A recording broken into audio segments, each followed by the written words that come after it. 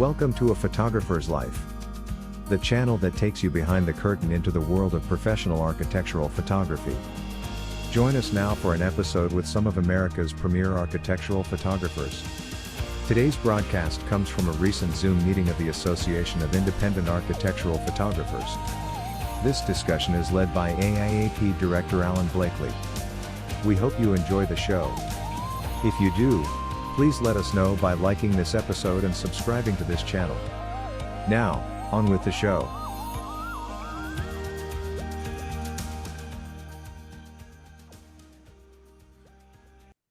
I'd like to welcome everybody to the March AIAP discussion, and the topic this morning is lighting architectural interiors. I want to welcome everyone here. This is a good group to get started this morning, and I appreciate you all taking time to kick this off. And as we mentioned earlier in the pre-meeting kind of conversation, that we wanted to talk about the theory and philosophy behind lighting interiors more than necessarily the technique and equipment that might be involved, because those kinds of things change over time. But the theory of lighting interiors, those style changes, the theory behind it really doesn't. And I'm kind of reminded, as we start out here, years ago, there was a photographer, Dean Collins. Some of you will remember Dean from the 1980s. He was a pretty prolific workshop presenter and just an overall great guy. I really liked Dean. But one of the things that he would kind of hammer home, no matter what he was talking about lighting-wise, was the fact that all lighting ever did was control a shadow and create a highlight. That was really the essence of photographic lighting. And I think in architectural interiors, that's really what our aim is. But it's the how we do it that is the style that we put behind that. And so in kicking that off, I kind of want to go that direction. Ansel Adams used to say that before he developed the zone system with Fred Archer, that really the only thing he had to teach when he would do workshops and when he was teaching classes at the Art Center was how he did things. And if we look on YouTube, that's pretty much what's on there is how the individual, I hate to say photographer, I'll say influencer, does things. Is that being disparaging? Well, it's kind of, maybe it was meant to be. But the gimmicks and things like that, not necessarily all that useful unless you're in that exact same situation, which you really never are. And I know there's a number here who present workshops. Barry Grossman here, who's with us, teaches workshops, and I know Barry's technique and philosophy, and so I look forward to hearing from him because he can add to this along that same attitude as well. So again, welcome to everybody, and just want to kick this off and talk about your approach to lighting interiors and kind of where you start and where you hope to end up, and if you can offer any enlightenment along the way. So anybody want to kick us off here with some words of wisdom? I have a question, Alan, Yeah. and to everybody else. A lot of times when I am shooting interiors, I use bracketed shots, and I'm just wondering how many of you folks out there use bracketed versus using your lights off the camera and everything. It depends, Gerald, on the situation. Yeah. Sometimes we'll light a scene, and other times, because of the space or whatever, we'll have to do a bracket. But I think being able to, to be well versed in both of those techniques is important. You talk about when I go into a room, the first thing I look at is it's basic. Everybody does this, but if the room is facing east, what time do we shoot that? We shoot that in the afternoon. If it's, for me, if it's west, I shoot it and so forth. So the direction of the sun has a big influence on when I start shooting. And I'm always looking for that cobalt blue in the evening. So I'm always, planning my shots and my lighting so that I can get that for my dust shots, because I think that just adds so much beauty to and feel to a shot. But being able to use brackets as well as lighting gear, that sometimes a combination of both. but that's important in getting the shot right. It's kind of unique to each situation, isn't it? I mean, that's the way I approach it, is that every situation is unique, and you got to apply the right technique. For me, it's kind of like fly fishing. I can't use the same fly on every river on every day. I always It's like that analogy, fishing out analogy, Alan. well, thank you. I love that he has time to go fly fishing. Oh yeah, I'm totally impressed. But we know Yeah. Alan's lifestyle. Well, Well, no, the I When I hobbies. grow up, I want to be Alan, you know. I understand each situation is different, but I seem a lot of times because of my client's schedule, sometimes I don't have the luxury of shooting it when I would like to shoot it. And I'm just wondering how you guys handle something like that with your clients. Yeah. Well, I won't shoot a room. If someone's got an east exposure and they want me to shoot it in the morning, I will decline that because Yeah. I'm Okay. not going to go through the post of having to clean that up. And all the lighting in the world isn't I mean, that's difficult to do, especially if it's a residential application. Uh, Right. Sometimes you could scare a homeowner to death by bringing your gear in if it's a high-end home. You got to think about that because it's a lot of equipment. On a commercial shoot, it's a different story. But so on a residential shoot, I use less equipment and probably more bracketing, but I'm also cognizant of the time of where the sun is at so that I can get a proper exposure. I can't stand blown out windows, blown out window treatments, and blown out lights. That's not photography to me. I'm So with you. yeah. Well, I'm the same way. What you mentioned there.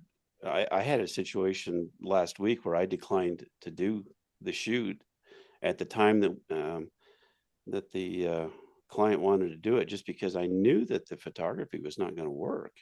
Right. So my son and I came back several days later at a completely different time of day, and did it, and it was successful. But you just kind of have to assess those things, and that's where applications like Sun Surveyor on an iPhone or whatever are really useful in seeing where that sun's going to be during the day.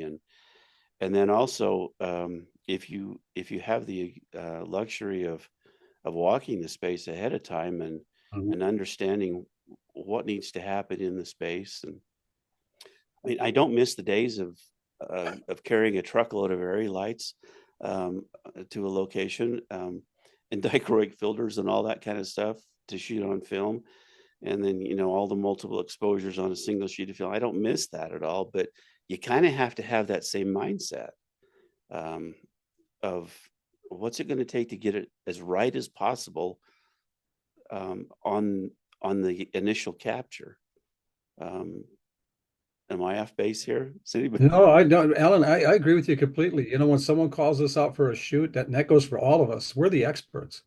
And if they say what needs to be done at this time and it can't, then you just need to be honest with them. You're compromising the look and I won't deliver anything to a client that's not perfect. I'm not putting my name on it. So it's, call somebody else. I don't care. Yeah, that's why I like to go scout the location first. But I also want to mention we all live in different regions, Yeah. and so lighting's different. Some Yeah, photographers like the daylight coming in through the windows late in the day, fairly strong. That's kind of like their trademark. But it is difficult if it's a strong light coming through, and you got to deal with that, and you're dealing with the homeowner. But if you know, I minored in meteorology when I was going to school before I went to Brooks, and that makes a big difference, especially here in Oregon. It's mm, just a moving target, and like Alan's saying, it's like fishing. You just got to know what you're dealing with and know and anticipate where it's going to be going. Hmm. Sometimes it works out well on, say, on a summer day. Um, I'm not saying this is always the rule, but from like say 10 to 2, that sun's going to be pretty much above whatever the building you're going to be shooting. So it's not going to be strongly lit coming through. But if it is coming through later in the day, it's a little bit more diffused. It has that nice look. Also, I wanted to mention lighting styles. I know I'm going a different direction here real quick. Lighting styles are evolving, right? yeah. It's whatever the trend is. Now, commercial is different than, say, residential. But if you look at residential now and some of the moody light, so that's a whole nother ballgame. So um, it's not just the same lighting that it was 10 years ago. Commercially, it could be, but I feel on editorial for magazines, it's changed. We'll look at a lot darker shadows. There's another calculation that I make, which is about post. So it's in the end, it's about money. Am I going to spend too much time, more time than I would like in post, or should I just go ahead and light? So that's another thing that I take into consideration. It depends. Sometimes the homes that I'm shooting in residential, well, or commercial, you have a limited amount of time to get in there. So that decision kind of has been made for me, that I'm going to have to spend more time in post in order just to get the shots that I'm contracted for. But other times it's just, well, for instance, I shot a big room. It had giant windows, east and west side. There was going to be light coming in one way or another. And it was a living room that was the size of a hotel lobby. So I had to light it. And the only way I could light it was with what we used to call China balls, which create a big diffused light. And I just run them up to the ceiling and just blast. And it looks fine, looks totally natural. But it saved me time in post, even though it took more time to set up the lights. Sometimes it's the reverse. Yeah. Well, I'll jump in and comment on that, Barry. Because from my perspective, and I won't talk too much philosophy, but just addressing the time factor, from my experience in my work, I'm spending more time when I'm spending more time on set lighting.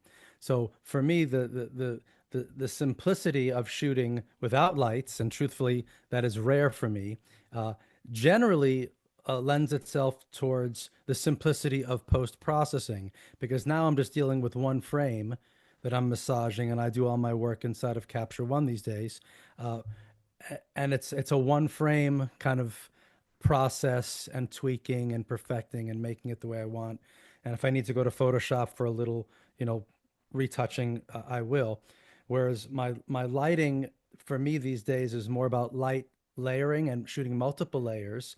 And so if I'm spending more time in post dealing with all those lighting layers, it stands to reason that I've probably spent a little more time doing the lighting. So it's a little bit contrary to what you've just laid out. I think the quicker post generally is relating to the quicker shots on set as well. Setting aside all the other stuff that's going to be consistent either way, setting up the right camera, setting the camera up in the correct position, correct compositions, correct vantage point, perfecting, the scene as it were. That always has to happen. Then the question is, are we going to spend the time to illuminate it?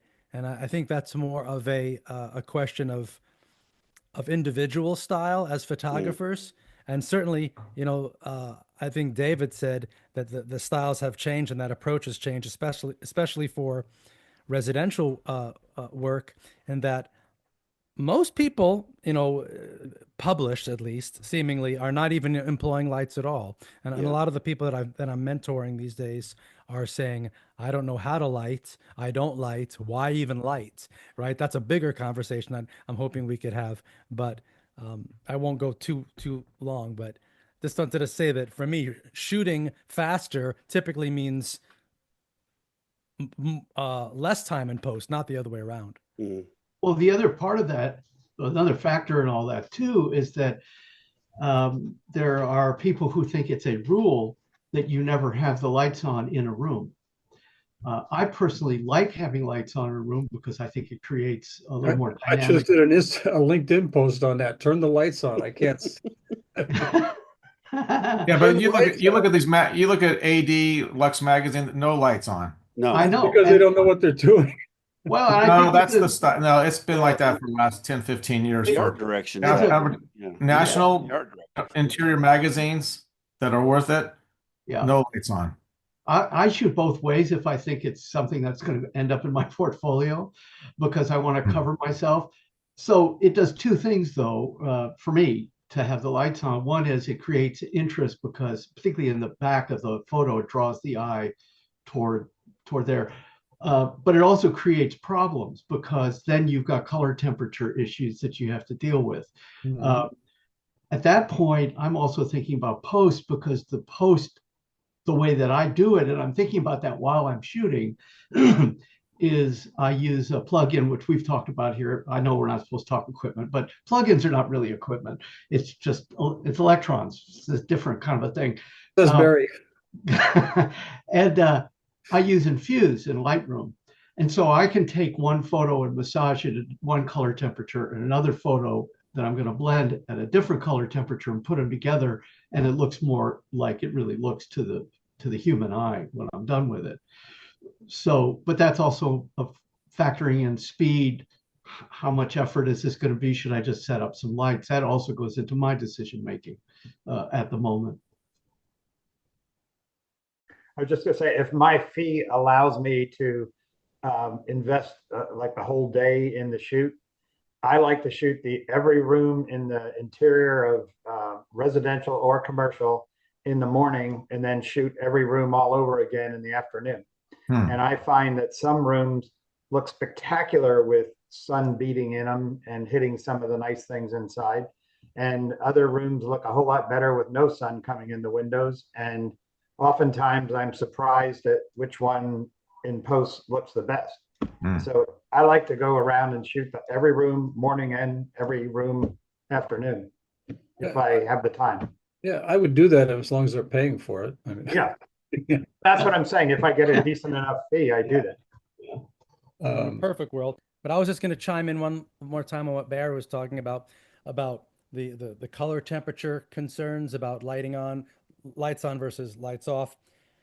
Those are photographer concerns, right? Those are not client concerns most of the time, even though every now and again I might hear from a client, rarely, saying, oh, we want the lights off because of the color, blah, blah, blah, blah, blah.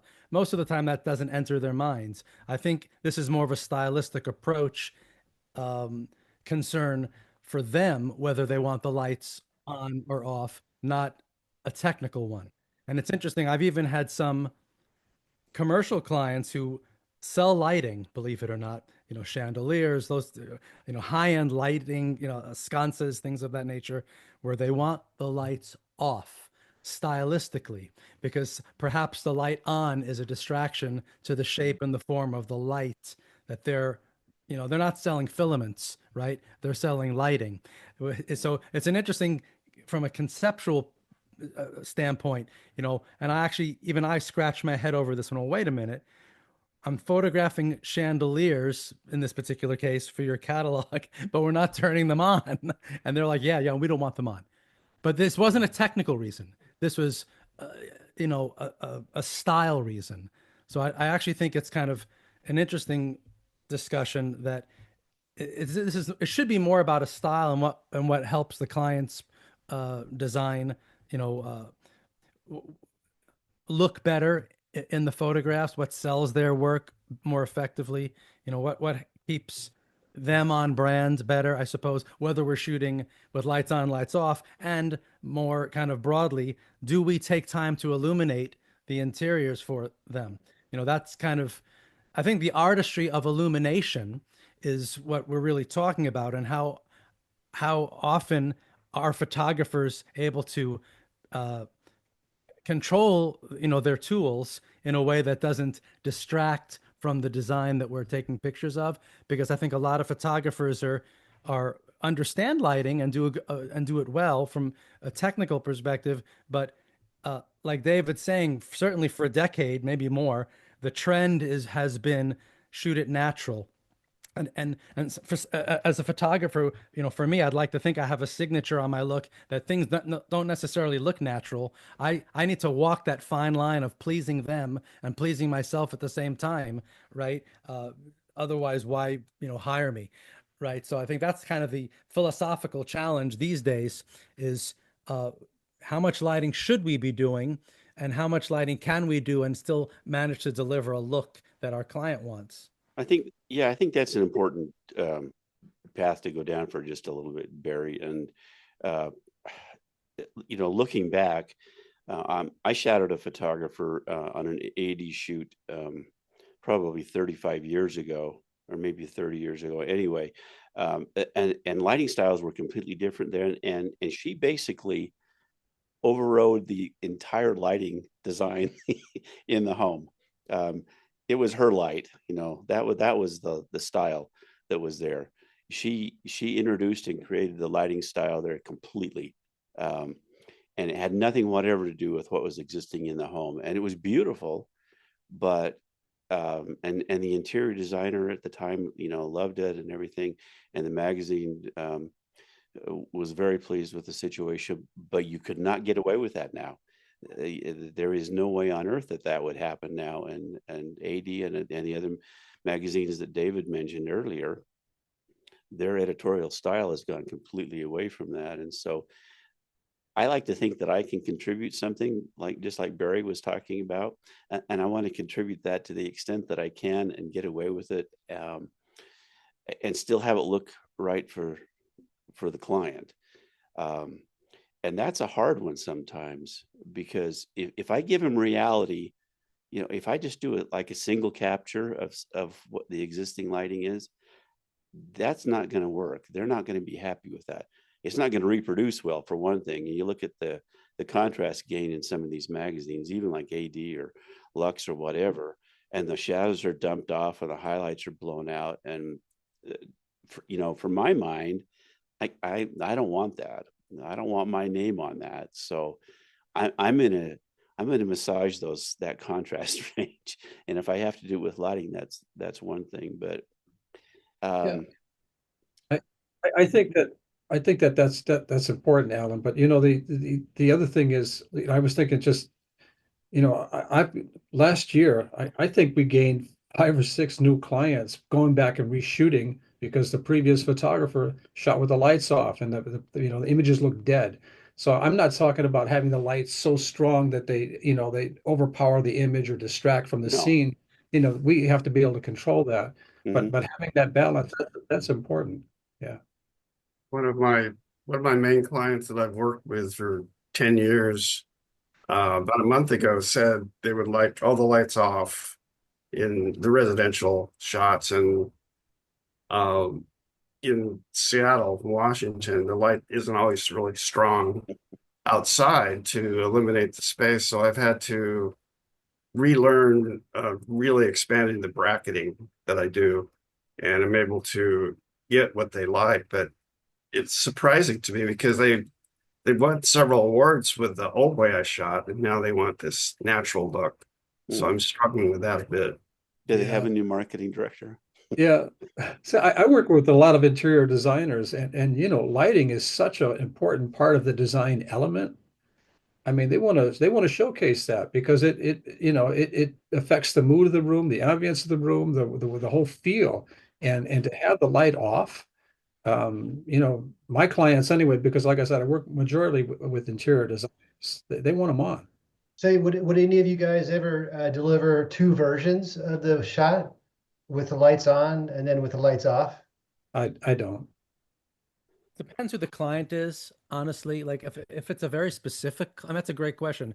If it's a specific client, like let's say for example, like a home theater design firm, or somebody that does millwork, that does home theaters or kitchens, those types of specific commercial companies might be able to use those 2 different versions. Like, so maybe one angle might have a window in it and it feels more day, feels like an early morning light kind of vibe. Maybe I'll shut the lights off for that picture. But then maybe another composition that shows the whole kitchen, for example, not a home theater because that might trend like more like an evening look, but let's say a kitchen shot, the same kitchen, that maybe shows the whole thing a little bit more like front on, like a 1-point perspective. Maybe for that, it feels pretty good to turn on all the lights because I can see the recessed lighting. So I think for those types of clients, it's kind of probably acceptable to give them variation, but more, and again, there's no rules, but I would think for like the designer clients, more than likely the designer wants that space to feel consistent from shot to shot. So to mix and match, night, like back in the day, I would shoot, nighttime images in a living space and daytime images, and they really didn't feel great together, back in the days of film and even the early onset of shooting digital. I actually think for the designer shoots, it makes more sense to make everything feel like as if it's happening at that same moment or close, right? And I wouldn't change lighting schemes in a bedroom necessarily, if that makes sense, for a designer client at least. Now, if you look at Toll Brothers, you guys are all familiar with Toll Brothers, the Of builder. course. They're all on, okay, pretty bright. But again, I think it might depend on the region and the market. But in Portland here, I'm generalizing, but most of the high-end interior designers Yeah. lights off. But I don't want to spend this whole conversation lights on, lights off. But I use strobe to sometimes to supplement the daylight coming in to make it still look natural because I think strobe sharpens things. I think it cleans up the color temperature and so on. So I've been doing that for years now. With some of the equipment that we're using now, we can go with a little bit more natural, but I don't mind using lighting because I was trained on lighting, so I like to bring it in. And I think sometimes you go to a shoot, and I think Norma's talked about this. You go to a shoot and you just show up with your camera rather than having some equipment with you, and the guy saying, "Why am I paying you this without any equipment?" Right? So another Right. way of looking at it. That's why you got to bring a little laptop or an iPad to shoot to that. I find people are way more impressed with the fact that I can shoot wirelessly to an iPad. Well, I would like to say one thing about these kinds of expectations on the part of clients are where are they looking, and what they're looking at are Dwell, Architectural Digest. They're looking at ads for kitchens in online and in newspapers and so forth. And the lighting styles can be very different. One of the things that I tell my students, for instance, not my, I don't teach architectural lighting, but my business students is to pay attention to how all of that changed. So very briefly, and I know we've talked about this in the past, Architectural Digest had the style that everybody tried to duplicate in one way or another. Whether you liked it or not, it's a non-issue. That was the style. And then Dwell came along, and Dwell started shooting using non-architectural photographers in many cases, using lifestyle photographers and fashion photographers. But they were also shooting houses that were urban houses.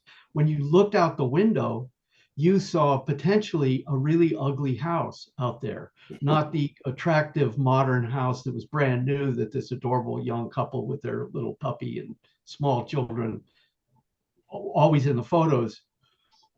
What you saw was a bungalow, an ugly bungalow next door. So the lighting included blowing out the windows, which had never been a thing before. No. And you had to kind of now take that into consideration. And I do think about that when I'm shooting in an urban environment where the thing is ugly out there. I never get pushback when I make sure that whatever's out there that's not attractive is not obvious, clearly seen.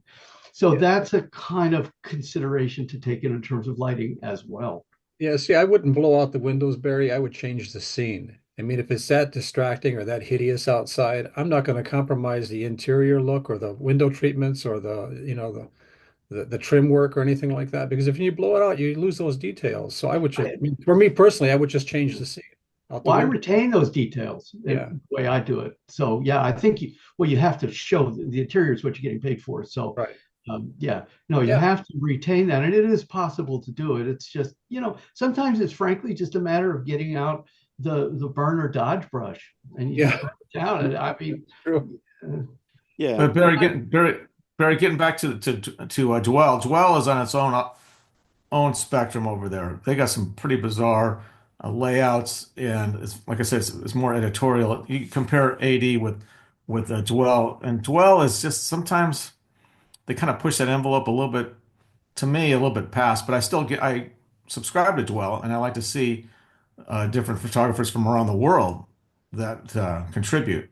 But sometimes, Well, the thing to also is that Architectural Digest wants the original editor had been there since, I don't know, the 1870s or so.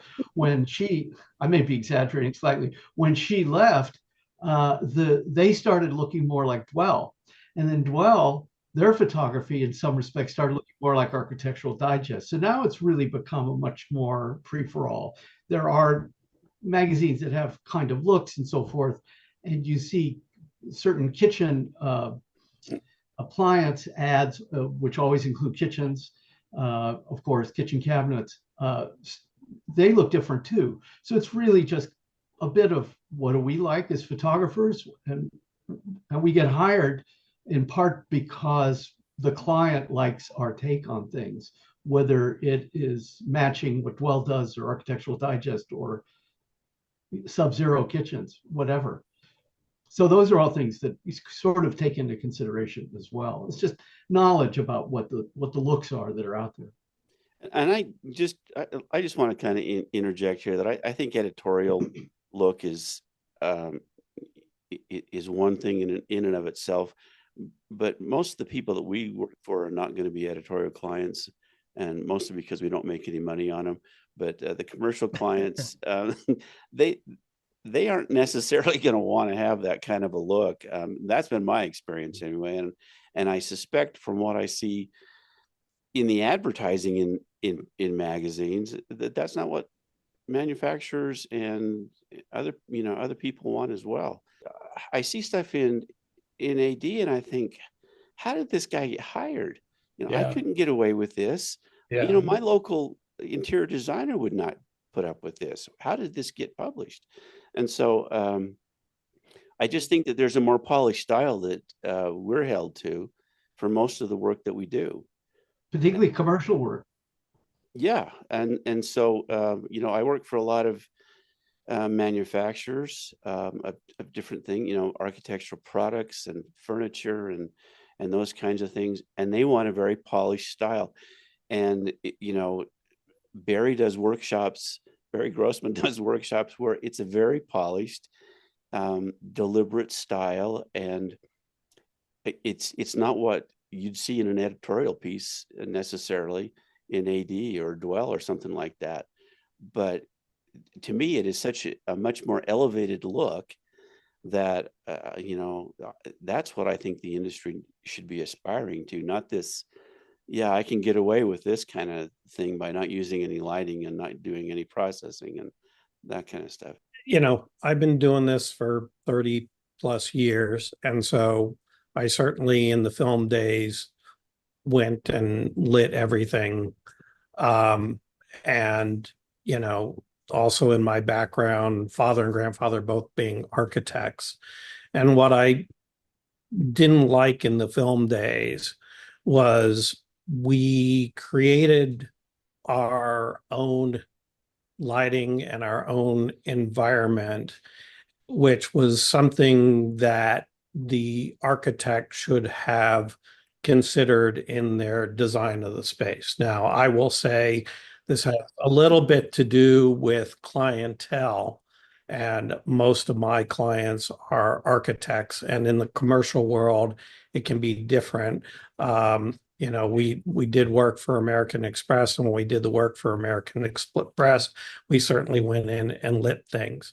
But I will say, generally speaking, I want there to be some authenticity to the design, and especially if if there's a lighting designer involved, if I come in and I relight the entire space, they can't use it for awards because one of the things that they have to sign off is what's being conveyed is what they actually did. But I think everything has its place and time. But in my work, I would say more often than not, I'm trying to, and it doesn't mean that we don't make corrections in post, because that obviously gets corrected. But I certainly do not go in and relight spaces in their entirety to create an entire mood, which can be very viable for certain clients and certain needs. But I'm just saying it's not where I'm at. And most people probably aren't. They probably would agree. with you. I guess the debatable topic is, and you used the great word, authenticity. At what point is what we're doing um, tarnishing that authenticity of what they've done? And I know, that's a philosophical difference that is an interesting conversation. And I have several uh, great quality photographers who believe pretty much what you said, Brad, and that, there's an inauthentic vibe if you change the look of a space. I guess that comes down to each of us as photographers, business people, and comes down to what our clients will allow us to do creatively, how long that leash is. But it also comes down to how well we control our lighting instruments, and are we using them to change the vibe, or are we using them to um, enhance their vibe in a way that doesn't step on it, right? But that's a fine line, you know, I struggle with that myself all the time. Well, How part of far to that, go, right? I think part of that calculation is how good is the design? So very often, if you're working at a higher end, whether it's residential or commercial, these are every decision has been very carefully considered. And these are typically, well, can be very successful people. And one of the reasons they're successful is because of a kind of matchup of the aesthetics all the way down the line. The architect and the interior designer and who knows who else are all kind of aligned throughout the project. And so part of our job is to portray that. So if we make it different, they're going to be unhappy because they spend a lot of time thinking about how this damn thing is supposed to look.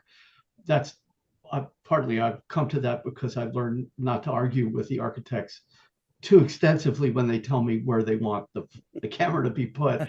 They've thought about this for a long, sometimes for years. Right. And the different parties that they've had to answer to, their client may have, obviously have some aesthetic considerations, partly leading to how they hired the interior designer, the architect, and the lighting people, and all the rest of it. So yeah, that's part of our job, is to just be truthful.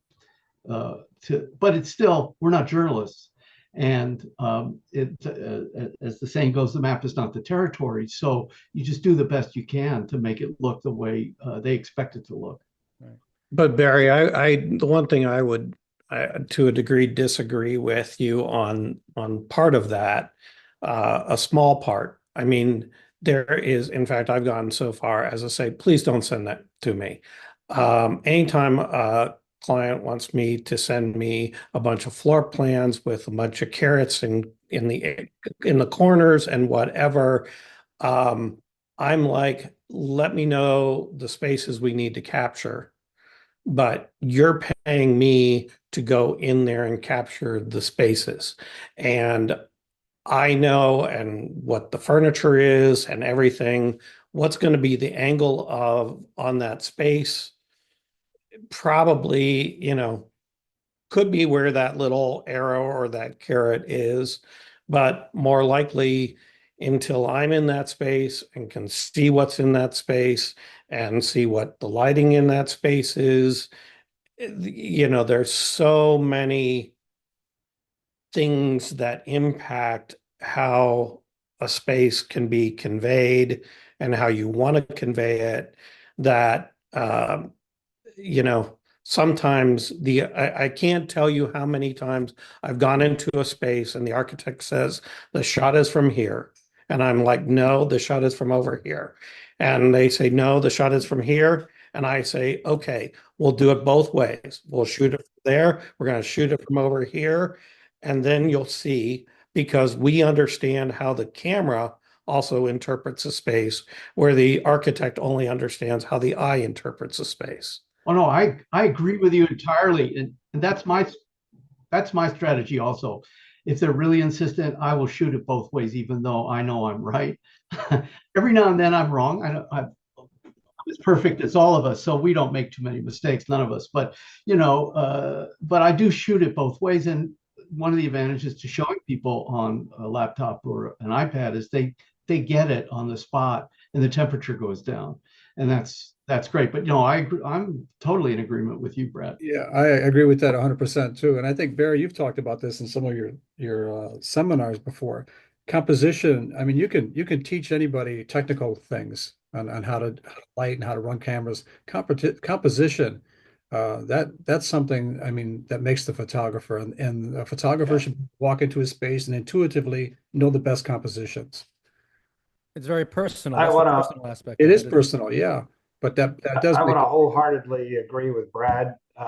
Just I am an architect, and that every once in a while I get a real complicated plan and it has all these arrows all over the place. It's a total waste of my time to try to figure out what room I'm in from his floor plan and where the arrow is and where he wants me to stand, as opposed to looking at the space like you're all saying and looking for where the right angle is. We all, if we're good photographers, we all know the second we walk into the space, we know exactly where the best shot is. We might take 2 or 3 other spots, but we know that the first place that we planted ourselves is the best place. And I don't want some architect drawing a bunch of lines on a plan and me trying to orientate myself to what he's looking. Forget it. I just shoot it, ignore that. And the only thing I make sure of is if he's got a bunch of arrows in a certain room, I make sure I really cover that room nicely. But that's it. Also, in the real world, the architects are not there most of the for the whole day, or maybe there's a marketing person that might be there, but they it's hurry up and wait. And I think there's all kinds of ways this can work, and some people are very, very collaborative and work with you, and that's great. But very often, they show you the arrows and then they're gone, or they never showed up in the first place. So I will say I tend to be very insistent that the architect is there. Yeah. And the reason why, I mean, there's 2 reasons why. One's a personal reason and one's a professional reason. The personal reason is because of my history.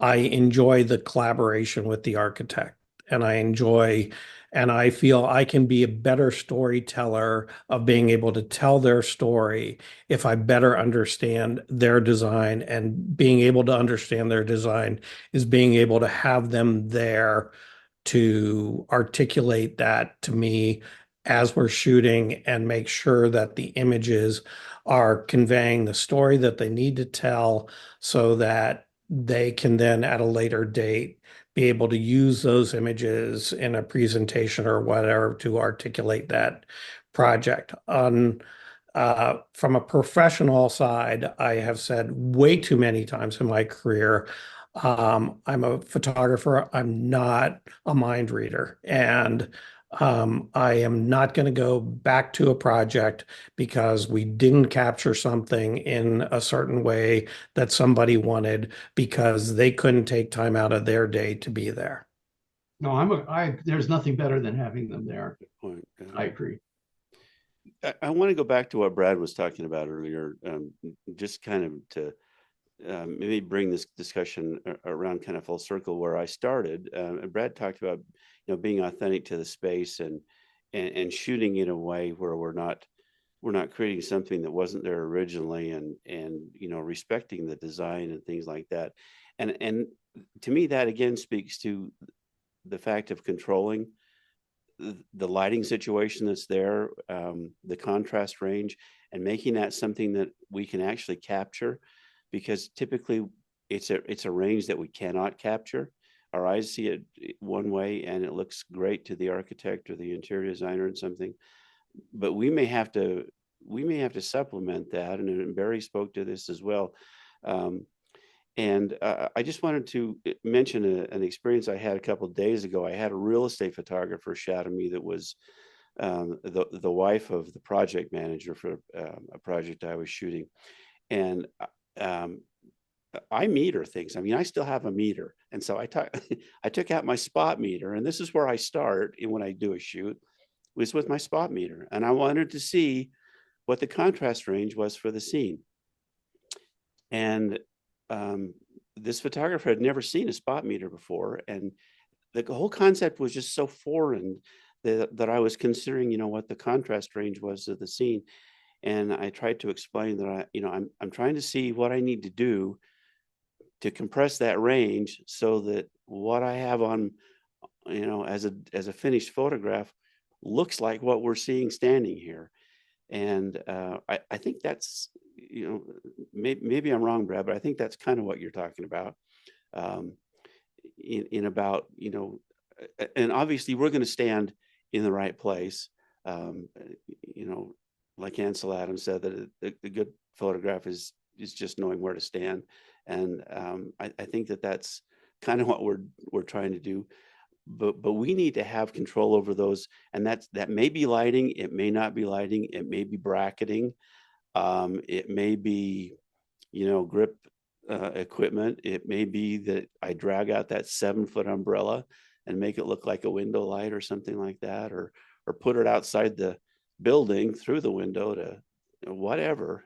Those are techniques, but to be authentic to the situation there. And I think for most situations, capturing the space in an authentic way is really what's going to be the most successful. Am I hitting those notes? I concur, man. I absolutely agree with you. That's important. I mean, we don't want to create something that isn't there, and I think a lot of times with a photographer that doesn't have a good skill set, that's what they do, by not being able to control their camera. But that's, that is so important. It should be what we're looking at. It should be beautiful. It should be a good representation of what we're seeing. And Norman, I can say that I see just as much not the photographers that can't control their camera as the photographers that don't know what they're doing with their lighting. Oh, I agree with that. I mean, you're absolutely right. I mean, he brings a light meter. I was at a shoot last year, a year before, and I took a light meter out, and there was another photographer there. He goes, "What's that?" I said, "You're kidding." I always have one in my bag. I use it all the time. He had no idea, never seen a light meter. So I mean, So there's two things I wanted to mention because Barry talked about this. I've always learned, because I shot a lot of advertising projects for agencies in the past, is you want to enhance the scene too. So it's something about capturing and being authentic, but like Barry says, we want to enhance that scene. The other thing I want to mention is most of the time I want to live in that scene for a while. I want to walk around that scene. I want to get a feel for it. And that's why I scout. But if I don't have a chance to scout, I just want, you can come in that room the first 2 minutes, and then after about 10 minutes, it kind of has a different feel. So I want to live in that space, not too long, but I just want to get a feel for it rather than just showing up and saying, this is the spot. So. Yeah. David, I wanted to say I agree with you entirely in that, when you're doing work for an agency, that's a whole different animal than when you're doing work for an architect, and even doing work for an interior designer. Mm-hmm. So I think everything has a place and time. And I just really choose my places where lighting is something that's going to be a component in what I'm doing, and when it's not. I mean, what you can do and how you do it in a home is very different than what you do when you're shooting a 6-story higher ed building or a hospital or those type of things. Those types of spaces, I'm typically finding myself using hardly any lighting at all. I think somebody said this earlier when we were talking about when do you use lighting more often. For me, it's in scenarios where that creative leash is a little longer. If you're shooting a hospital lobby, maybe that creative leash is a little shorter. Unless there are big windows, maybe you can get away with adding backlight or side light to something. But I'm in the real world, I'm probably implementing lighting much less in those commercial spaces, to be honest with you, and probably a lot more in residential ones, just practically speaking. Probably for that reason, Brad, that it kind of doesn't make sense in certain spaces. The lawyer's office conference room probably doesn't need to look, like the set of a sci-fi movie all the time. Sometimes it needs to look like a lawyer's office. Sometimes they look like sci-fi. Sometimes they are. But that's rare. That's pretty rare. Yeah. Well, sometimes it's just a brown table, Yeah. with a TV on the wall, right? And louvers. So, Right. the other thing I find too, we talk about lighting. I get a lot of calls from photographers and a lot of people on LinkedIn. And Norman, I'm getting into architectural photography, and they have questions, and I hope and I think everybody here would help somebody like that out. But I also find that, I mean, just looking at this picture here, aside from Kyle, all of us started out in film, and I think working in film and understanding lighting and lighting ratios has really benefited all of us in the digital world. Working in a digital darkroom is very similar to working in a chemical darkroom. The tools are the emulation's the same. The practice is a little bit different, and that's hard sometimes to translate to somebody that's never worked in film, that's never worked with a set of lights, that's never been on a commercial set, that's never shot a commercial. So it's hard. It's hard to help a newer guy with lighting because as a practice they don't understand it and they're not familiar with it. And for us, it was an easy transition because that's what we worked with.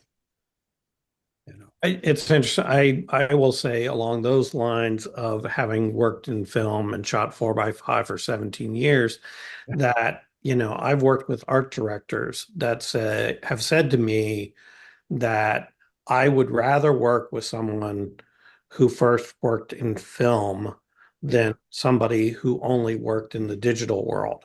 And the reason is that film was like clay. You needed to know how you were going to, that you were using whether you shooting tungsten film or daylight film, you mentioned filtering fluorescent lights.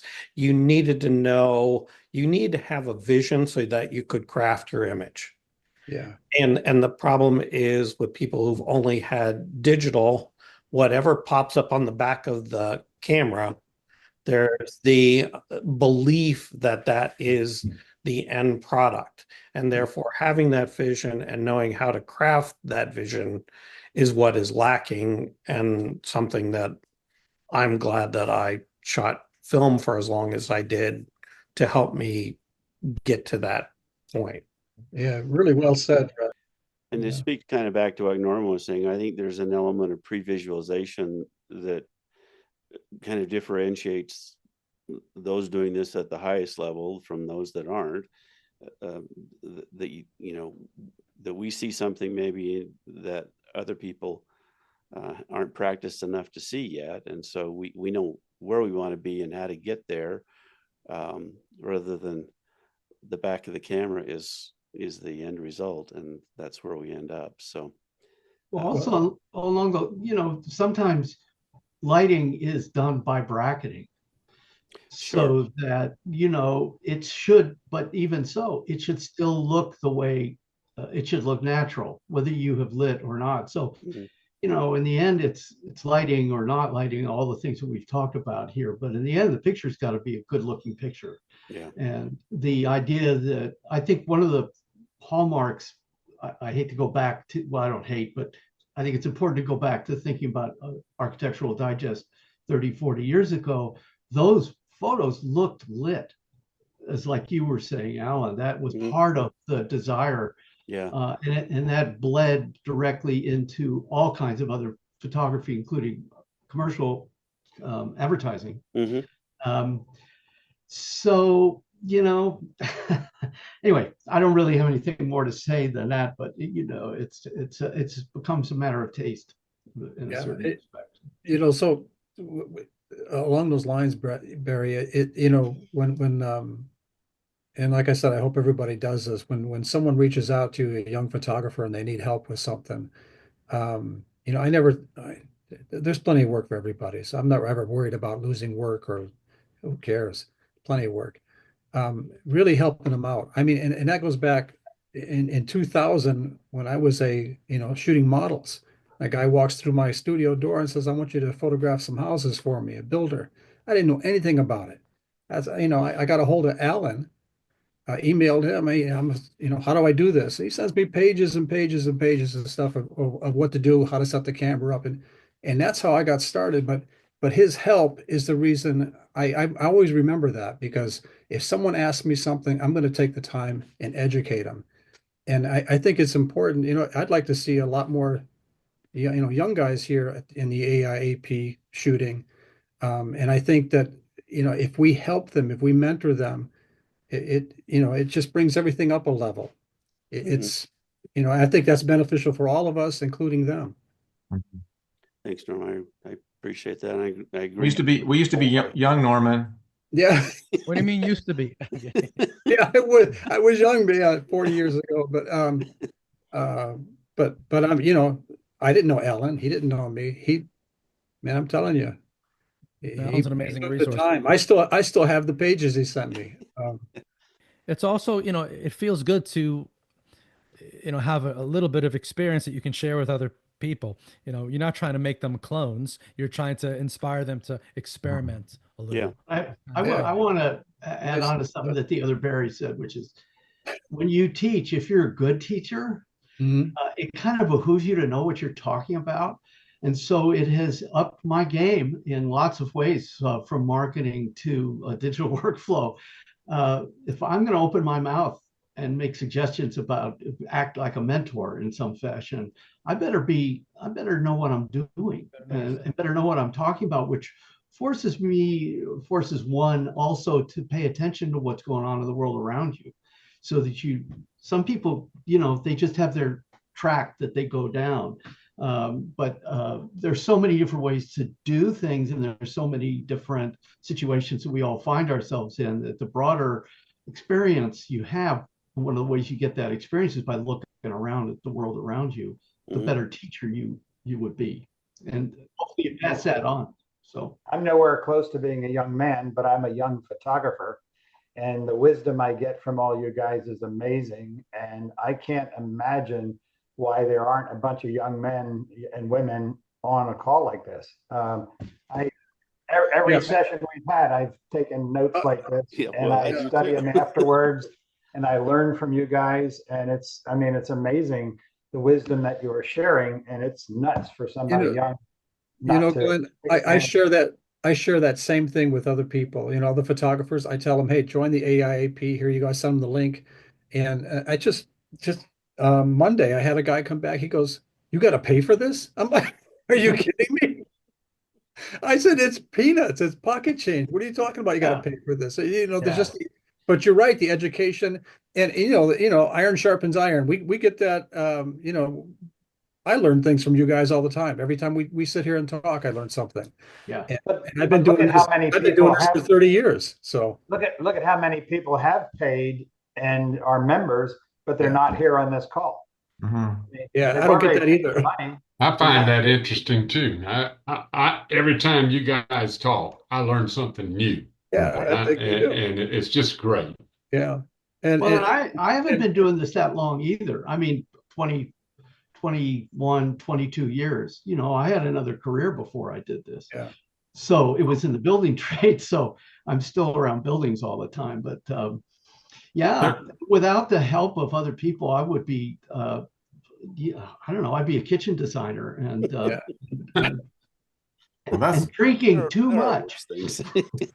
so Yeah. something I learned about 10 years ago. I was back east and shooting for a developer that was putting together these small office spaces for creatives, because he says creatives love community, but usually creatives are one-on-one. But I fully believe that. I met with another photographer in Portland yesterday. I haven't met with him for probably uh, 20 years. It was a place called U Develop that we used to always be there for rental darkroom. Hmm. And he says, nobody's reached out to me in so many years, and it's been 8 years since he's met another photographer. And this is a photographer who's got a huge studio in Portland. He employs 200 uh, employees around the country and in Hong Kong. But he says, you're the first one that's reached out. And I've known him for years, but I haven't talked to him in a long time. So my point is, we need to reach out more, having coffee with other photographers in the area. Sometimes our competitors in the same market, we don't want to really share too much with them, but if they're buddies, some of those fences come down.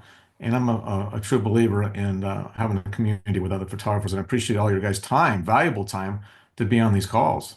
Yeah, And hats off to Alan for putting it together. yeah,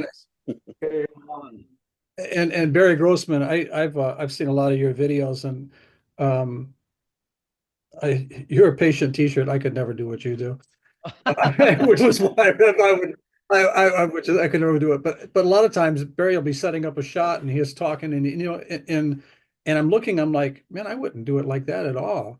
I think I'd get a similar result, but by seeing how somebody else does it, you got that in the back of your mind when you're in a situation and what you're doing doesn't work. Now you've got something back to fall back on. So that's the other thing that these meetings do for us, because I learn different techniques from you gentlemen, and it's benefited me immensely. And I mean, it kills me when I miss one of these meetings, because it's so educational. And I've been doing this for 30 years. So, well, and I think there's been a real shift in industry wise, because I mean, in the film days, you were at the lab, you were at the light table. Yeah. A fellow photographer would come in and you go, hey, just got back this from this shoot, and you'd have the community of connecting at the lab. I missed that. Lab doesn't exist anymore. Yeah. Where do people connect? And on a positive way, this allows people to connect hypothetically more universally. Yeah. We're not all in the same city or in the same state. But, I do think, when I get to the point where I think I know everything, then I should really not be doing it, because there's always something to learn. There's always something to gain.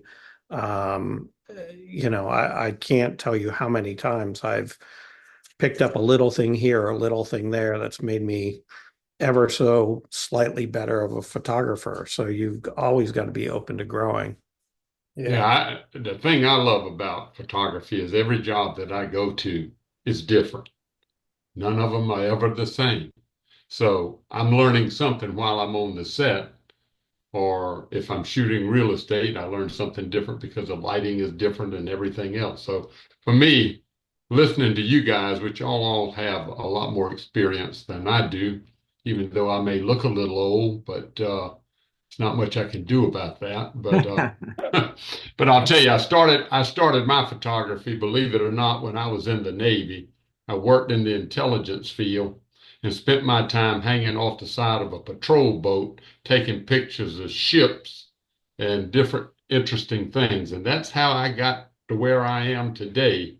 And I'm so thankful for that little box that I was able to hold in my hand to get here where I'm at, and to be able to be here with you guys who have all this experience, and I just love everything about it. So I say thank you to all of you, and to Alan for putting this together, because it is absolutely wonderful. Thanks, Gerald. I appreciate it. Yeah, no, it is. Let's wrap up, gentlemen. I think this is a good place to kind of put an end to the discussion. This has been really useful information. I'm looking forward to listening to this again and kind of digesting this. And thank you for the experience and expertise and insights that you've been really generous with offering. I know that for the people that listen to this that are outside the organization, this is going to be either really insightful or completely confusing. So welcome to my world. I appreciate it, but it's the discussion was at a level that I think was really useful. It kind of transcended equipment and specific techniques, which is what I was hoping for. So thank you so much. So I'm going to close the meeting here. We'll stick around for conversation afterward if you'd like, but again, thank you. We'll send out a notice for the meeting for next week, and until then, stay well and success to everyone. Thank you. Thanks. This has been another episode of A Photographer's Life. If you've enjoyed this program, please let us know by liking this episode and subscribing to this channel. A Photographer's Life is brought to you by the Association of Independent Architectural Photographers. This episode is copyrighted and may not be used in full or in part without the written permission of the AIAP. Please join us again soon for another inside look at the world of professional architectural photography.